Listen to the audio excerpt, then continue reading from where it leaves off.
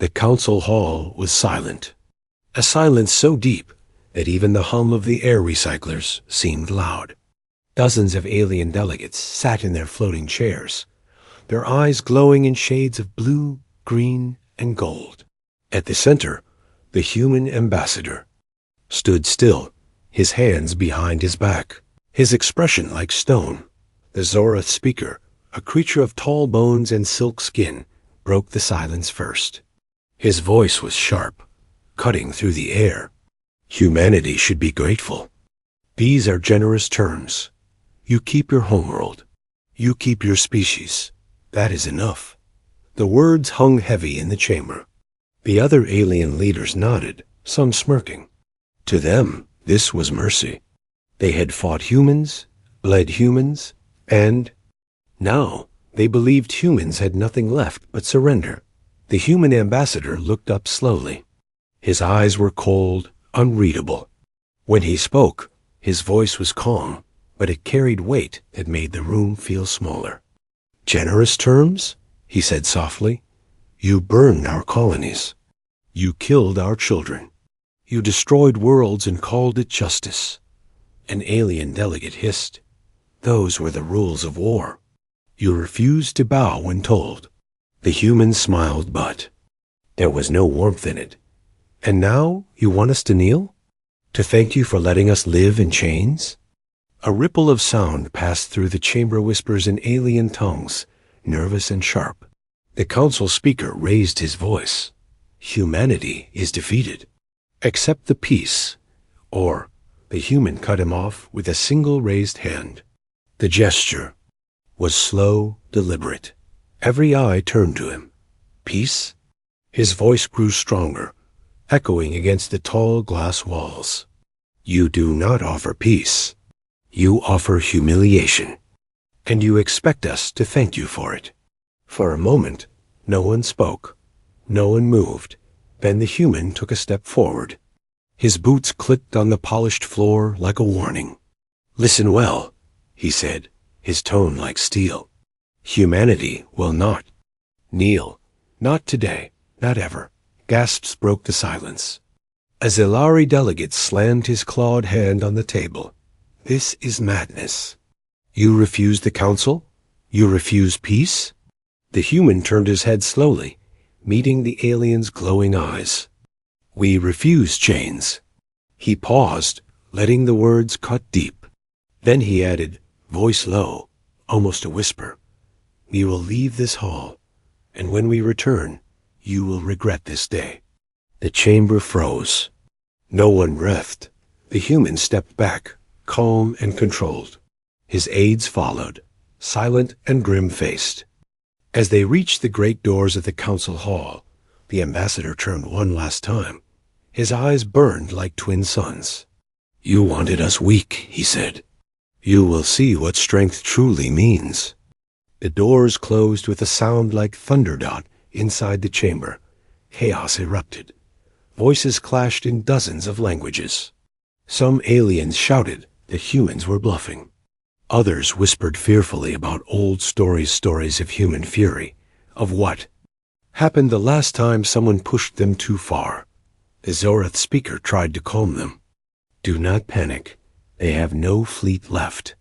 No armies. Their resources are broken. But even as he spoke, doubt crept into his voice. Because deep inside, every alien knew something was wrong. Humans had not begged. Humans had not cried. They had smiled a cold, dangerous smile that no one in that chamber would ever forget. Hours later, far from the council world, the human fleet moved in silence. Hundreds of ships, small, scarred, but alive, drifted toward the edge of known space. Their engines burned faint blue as they vanished into the darkness between stars. No one knew where they were going. No one would see them again for a long time. But when they returned, a galaxy would tremble. Asterisk, every human ship disappeared that night, and no one knew where they were going. The galaxy watched as the last human ship crossed the jump gate. Alien news networks broadcasted the moment live. The gray warships slipping into the darkness. their engines glowing like dying stars. "They are leaving," the anchor said in a smooth reptilian voice. "Humanity accepts defeat." In the council hall, alien delegates laughed with relief. The Zorath speaker raised a glass of blue liquid and hissed, "They have chosen to run. The war is over. Let them hide in the dark." Applause rippled through the chamber. Some species cheered openly. Others exhaled with ease. It was done, or so they believed. But not everyone felt safe. Deep inside the Council's intelligence division, alarms whispered warnings. Reports came in from border sectors. Human ships not heading toward Earth. Unusual energy readings from the dark zones beyond charted space. Unconfirmed sightings of massive convoys moving in silence. The head of intelligence, a scaled being, with 4 glowing eyes, stared at the data. His claws tapped nervously on the desk. "They are not retreating," he muttered. "They are relocating. A secret order was given. Follow them. Find out what they're doing." The first operative, a Zelari shadow pilot, left the next day. His ship was cloaked, built for stealth, tracking the faint trails of human drives. Days turned into weeks. He sent back short reports. Humans moving deeper. They avoid every patrol. "I see something huge. Structures forming." In the void. Then silence. The last transmission was a whisper, the voice trembling. "They are building something. Something vast. Something static." The signal died. The operative never returned. Back at the council, panic was growing. A small emergency meeting was called in secret. The Zorath speaker slammed a hand on the table. "Enough of these ghost stories. They have no power left. They are finished." But the intelligence chief spoke again, his voice low and cold. "You don't understand. Humans are not acting like the defeated.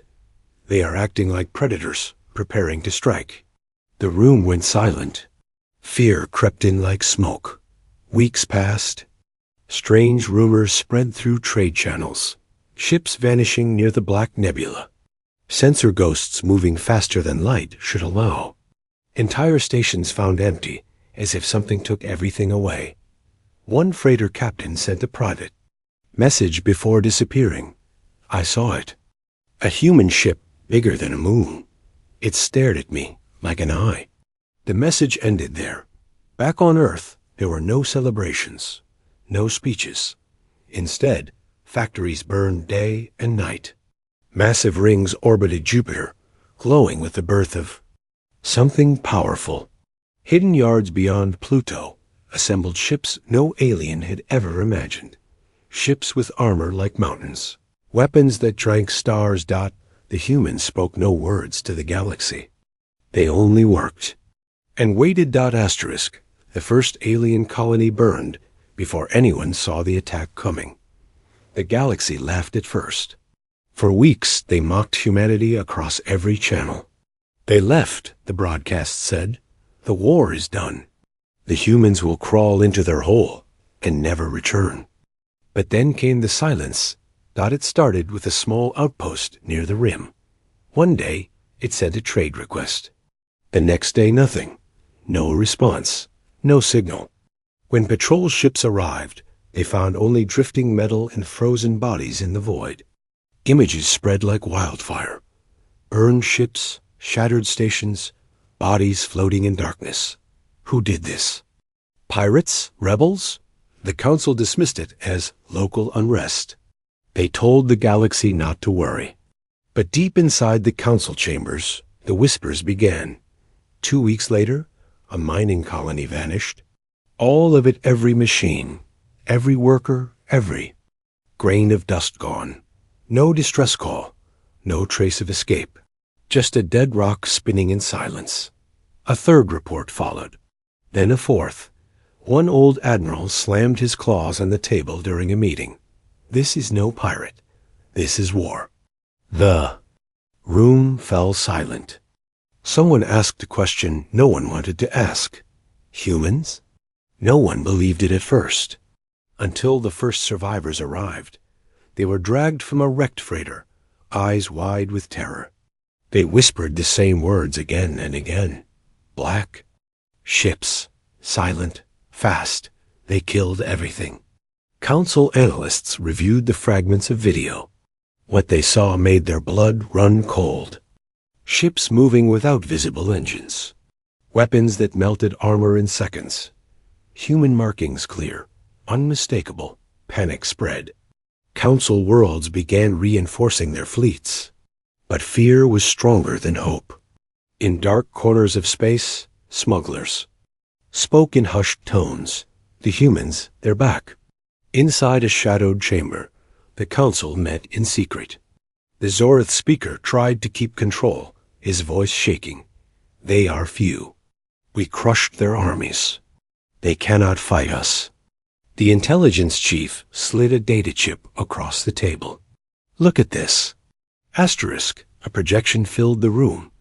A massive structure orbiting a dead star, larger than any station the galaxy had ever built. Its shape was alien, and yet human. They call it, the chief hesitated, his voice trembling. The Forge. The council members stared in silence. One whispered the truth that none wanted to face. They were never defeated.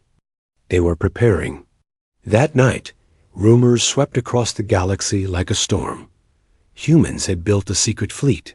Humans had weapons older than stars. Humans had no mercy left. Fear turned to dread when a message appeared on every major broadcast. Channel. The screen flickered. A human face appeared, calm and cold. His words were simple. You called it peace. We call it chains. We do not forgive. The feed cut to black. Asterisk. The stars flickered, then disappeared behind something so massive it turned night into shadow. The galaxy woke to a soundless storm. Every sensor, every scanner, every satellite started screaming the same thing. Unknown. Contacts, thousands of them, emerging from the void. Ships. Human ships. But these were not the same warships the Council had crushed years ago. These were monsters. The first images leaked across the network, shaky and grainy, captured by a mining drone before it burned to ash. One shot showed a single human warship, the size of a moon, its surface bristling with guns that glowed like newborn suns. Another showed sleek black cruisers sliding through the darkness like predators, their hulls alive with pulsing light. A message spread with the footage, whispered. Like a curse, they built an armada. Panic exploded in the council hall. Delegates shouted over each other, their voices sharp and desperate. They cannot have this many ships. It's impossible. They had no resources. They had no time. But the truth was clear. While the council celebrated victory, humans vanished into the dark and turned the silence into power. They mined dead worlds, stripped abandoned stations, broke down their own colonies to build something greater. And now, that something had come back. The intelligence chief spoke in a voice barely louder than a whisper. They call it the Silent Armada. The name spread like fire across every species newsfeed. Fear followed. The first to see it up close was a patrol fleet near the Veil Nebula. 20 alien warships against a single human carrier. The alien commander sent one last message. They are not ships. They are nightmares. The battle lasted 3 minutes. When rescue crews arrived, they found nothing but molten debris. And then the broadcast came. Every screen, every device, across every world, human faces, calm and cold, staring straight into the hearts of billions. The voice spoke in simple words. You wanted peace. You demanded our chains. Now you will taste our freedom. Behind him, the black silhouette of a supercarrier drifted, its guns glowing like dying suns. The message ended with 4 words. The era has ended. Council worlds began to tremble.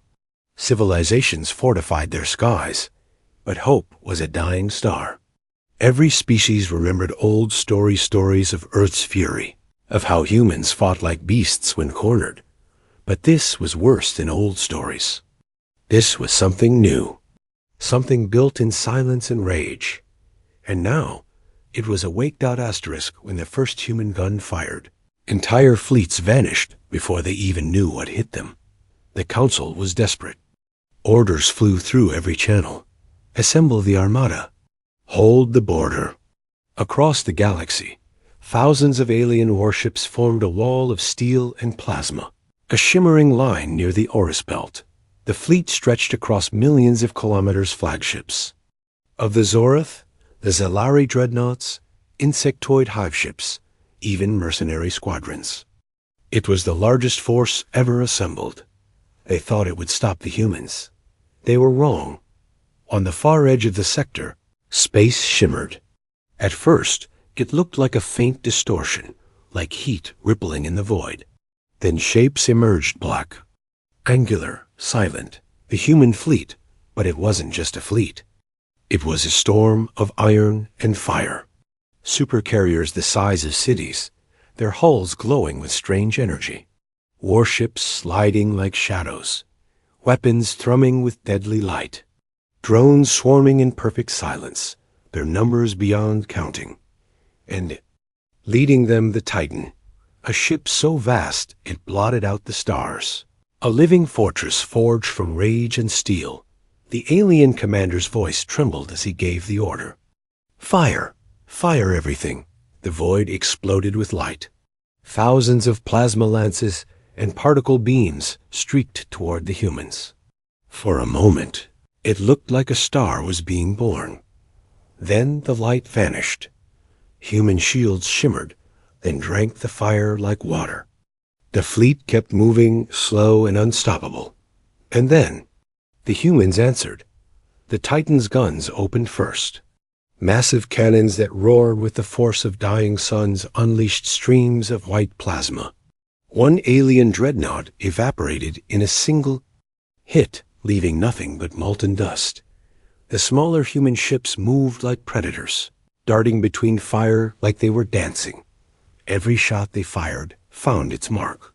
Entire wings of alien fighters vanished in seconds. And then came the sound that no one would forget, the hum of the black lances, weapons that split reality itself. They tore through alien shields like paper, slicing ships in half with terrifying precision. The battle lasted 12 minutes. 12 minutes for the largest fleet in galactic history to die screaming. When the silence returned, nothing remained. Not a single alien warship survived. A lone drone transmitted the last message to the Council. The humans are coming. Panic consumed the galaxy. Billions watched the footage in horror ships burning, fleets dying, human war machines glowing like gods of death. The Council tried to send peace messages. They begged. They offered surrender.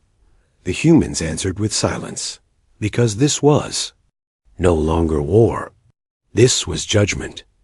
Asterisk, the skies above the Council capital turned black because something had come that no one could stop.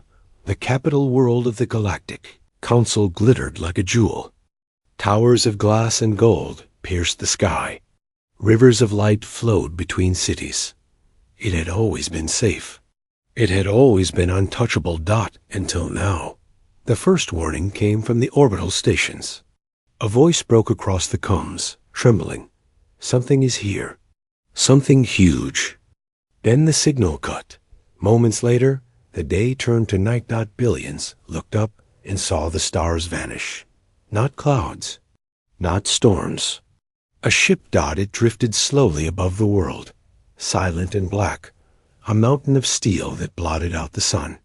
Its guns glowed with a dull white light, like the eyes of a god staring down in judgment. Across the planet, panic spread like fire. Sirens wailed. People ran through the streets, staring at the sky in terror. Inside the Council chamber, chaos reigned. Delegates screamed over one another. They're here. Activate the planetary shields. Call the fleets. The Zorath speaker slammed the table. his voice breaking. Do it now. Save the capital. Energy fields bloomed across the sky's shimmering domes of power, the strongest defenses in the galaxy. They had held against asteroid strikes, against superweapons, against anything until today the human flagship moved closer. Its hull pulsed with strange energy. Then, without a sound, it opened fire. One beam. Just one. The planetary shields flared and shattered like glass. Billions watched the sky tear open. The beam sliced through orbital stations, defense grids, and weapon platforms in seconds. The most fortified world in the galaxy had fallen. Without a fight, the humans spoke then, not in anger, not in rage, but in a voice calm and cold. Every screen on the planet flickered as a human face appeared, lit by the glow of war. This is not war, the voice said. This is justice. You were warned.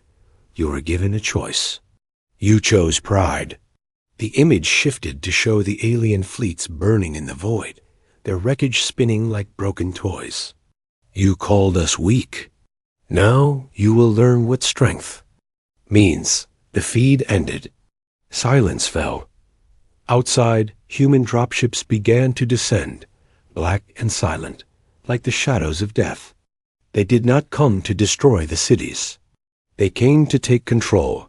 One by one, the alien leaders were dragged from their towers.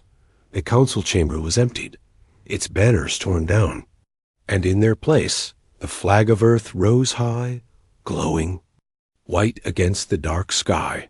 The galaxy watched in stunned silence. Every broadcast, every channel, every mind saw the same image. Humans standing in the heart of power, their boots on the polished floor of the council hall. The war was over. But something greater had begun. The chamber of the Galactic Council was silent once again, but now the humans sat on the throne. The room looked different now. Once it was a place of pride, shimmering glass walls, floating banners of alien empires, lights glowing in 100 colors. Now those banners lay torn across the floor. The lights were dim. The air smelled of smoke and fear. The alien delegates, what was left of them, stood in a line. Their clothes were torn. Their voices, once full of arrogance, now whispered only. In fear. At the center of the room, the throne was no longer empty. A human sat there. A soldier, not a king, not a politician. His armor was scarred. His eyes were calm, but they burned with something no one in that chamber could name. He rose slowly, his boots heavy on the polished floor. When he spoke, his voice carried like a storm. Once you called us savages. Once you called us weak. The words cut through the silence like blades. You demanded our chains. You mocked our blood. You killed our children. He walked closer to the line of trembling leaders. One alien tried to speak, his voice shaking. We can still make peace. The human raised a hand. The alien fell silent. Peace? The human said softly, almost like a whisper. You had your chance. You threw it away. The human turned back to the throne and stood before it, his voice rising like thunder. We asked for respect. You gave us shame. We asked for peace. You gave us war. He looked at them one by one, and every heart in that room froze. Now you will learn what it means when humanity says enough.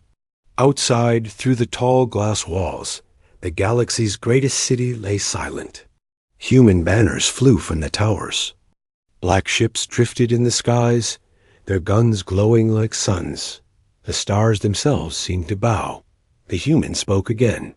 His words were calm now, but they carried the weight of an empire. The council is no more.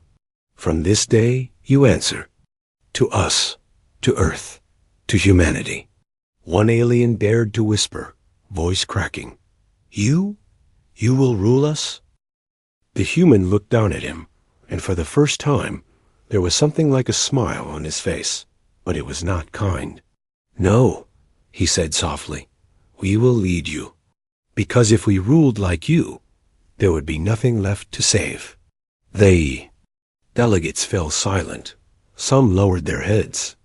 Others wept quietly. They had mocked humans once. Now they knelt. The human general turned and climbed the steps to the throne. He placed his hand on the armrest, feeling the cold metal beneath his fingers. For a moment, the chamber was still. Then he sat, and with that, the galaxy changed forever. Above, the council world, the human flagship hung like a god in the dark. Around it, fleets of black warships drifted in silence. The silent armada had spoken, and its word was law. But deep in the void, beyond the edge of the galaxy, something else watched, something old, something patient. And it whispered, "The humans have awakened. The end